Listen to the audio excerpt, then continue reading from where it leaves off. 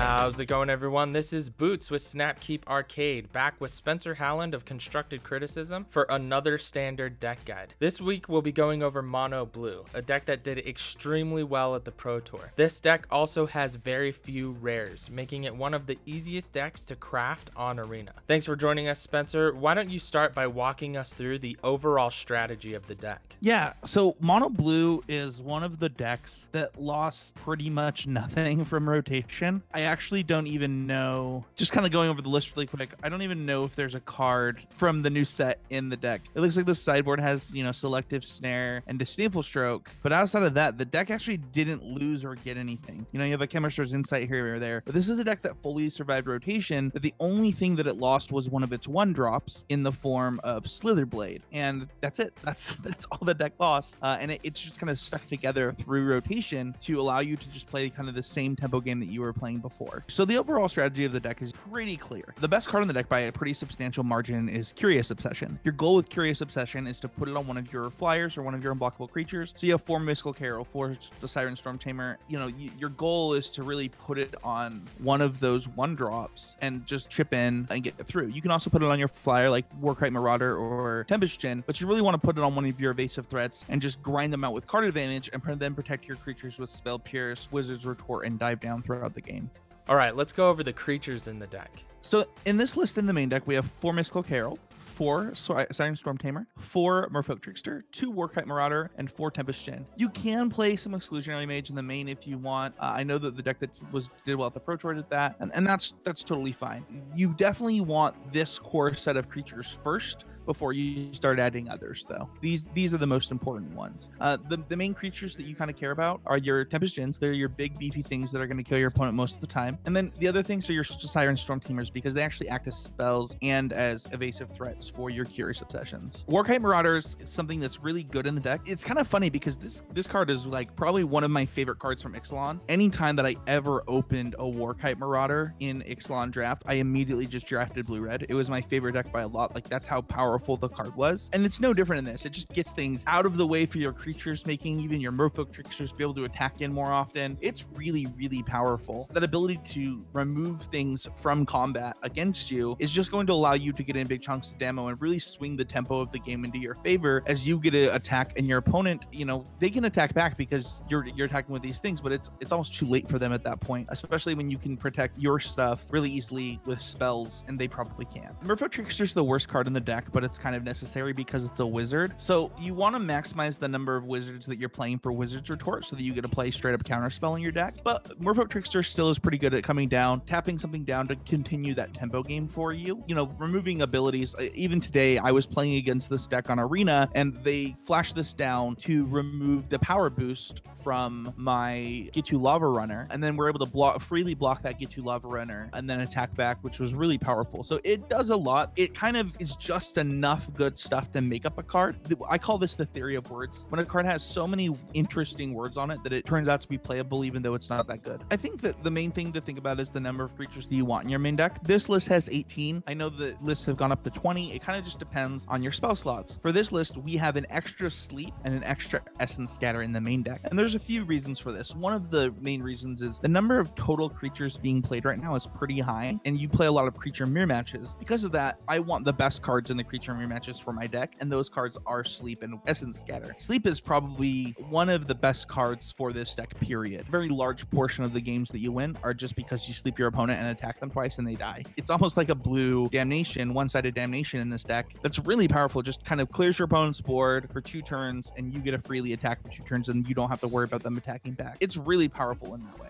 Awesome. So let's go over the other spells in the deck. Yeah, so you have a little bit of card advantage in the form of Charted Course. So because you're playing so many 1-drop creatures, right? You have those 8 1-drop creatures, plus the Warkite Marauders, plus the Merfolk Tricksters can get in there pretty early too. You're able to just activate Charted Course really easily. Some of the lists that you might have seen, they might not be playing that Essence Scatter. They might be playing a 3rd Charted Course because it really does give you that card advantage. Curious Obsession is still the most important spell in the deck. I think that the worst spell in the deck by a pretty substantial margin is Opt. You're really just playing it as air. are in the deck and something to do with your mana because you're protecting your creatures with things like Spell Pierce and Dive Down, and Opt allows you to use that mana. But it's another reason that you'll see maybe 2 Chemister's Insight in the 75s of some of these decks is because you want to be able to use your mana when you don't need to protect your creatures. Let's go over the different matchups with the deck. So different games are going to be about different things. So for example, against Mono Red, your game is actually about protecting your Tempest Djinns and just having as many of them on the board as possible. So you just want to protect your life total until you draw at least 2 of them, and then you have the biggest things on boards that you can protect with things like Dive Down, and then you'll sweep your opponent and win the game that way. Otherwise, Mono Red can be a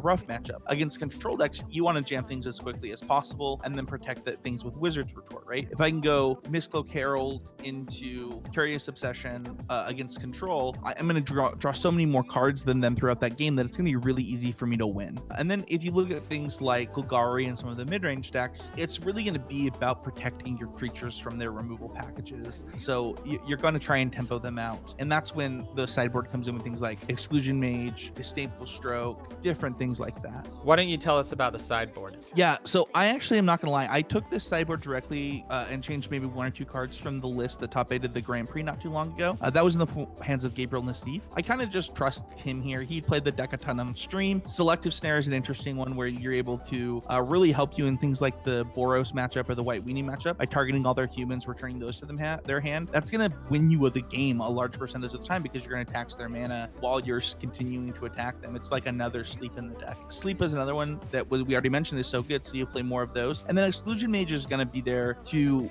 beat decks that try and play like 4-drops against you. If a deck's trying to win with a 4 or 5 mana creature, Exclusion Mage is there to be like, no, like those don't get to be in play. We're going to play this game far under that mana cost, and I'm going to win because my card's the most mana efficient. So Entrancing Melody is one that I've boarded in a few times. This is another one kind of like Exclusion Mage, where you can kind of just say, okay, the game went a little bit longer than I wanted. Let's make the game about taking the thing that you're trying to make the game about and make it mine instead. Because one of the ways that you want to win with tempo decks is by controlling the board and controlling the spells that are either on the stack or that are trying to interact with you at better mana costs. Entrancing Melody doesn't do that. That's one of the few cards in the whole 75 where you're down on card advantage. You're down on tempo, I should say. You're not actually down on card advantage. This is one of the plus card advantage cards in the deck where you're taking a creature from your opponent, giving you a creature that you would have spent that mana on, and then you're basically killing their creature for the 2 mana that it would cost, for the 2 blue mana, right? So for 2 blue mana, I get to kill your creature and cast the same creature is basically what it does. So it is a tempo positive play, and that's why it's in the 75,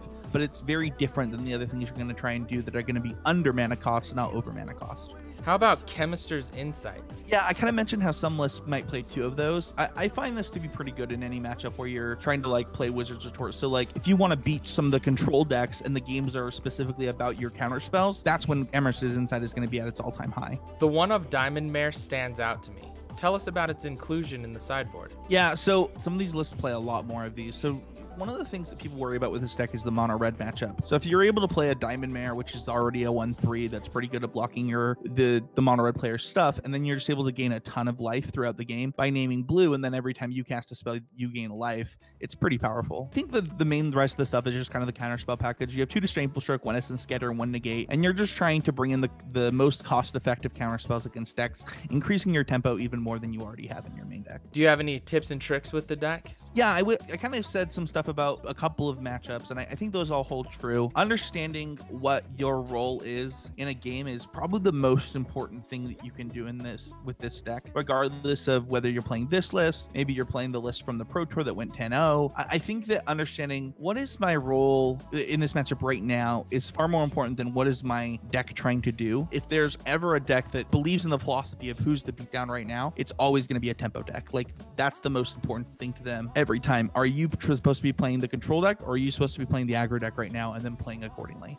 Tell us where this deck currently sits in the meta. Yeah, so I'd like to kind of start with how it actually did at the Pro Tour, which is really interesting. So the deck did 10-0 at the Pro Tour, meaning that it was either 2 or 3 decks that actually had a perfect record and constructed. However, the deck's conversion rate overall from day 1 to day 2 was pretty low. Now, that can depend on what those players' draft records were, because the Pro Tour is a multi-format event. However, one of the things that, if you've ever played this deck, is the games where you go off with Curious Obsession you almost always win. Like, there's just not a better deck in Standard than Mono Blue when a Curious Obsession is active and going. It is actually the best deck in Standard when that's happening. The problem is that when it's not happening, the deck actually is significantly worse. You'll see one of the things that I did is I played more Sleeps, because you can make the game about that card. You know, I played an Essence Scatter so that you can, you know, continue to tempo them and just make sure your tempo game is good. When this deck is good, it's actually really, really good. But when the deck kind of, I mean, you're playing so many bad creatures and so many bad cards that it's really hard to be like the most consistent deck in Standard, which this deck is not. This is a metagame deck that you want to play when the metagame is right, when people aren't expecting it, and when you can take advantage of things. And right now, that could be true of this deck. This deck is having an uptick on MTGO. This deck did well at the Pro Tour, and people might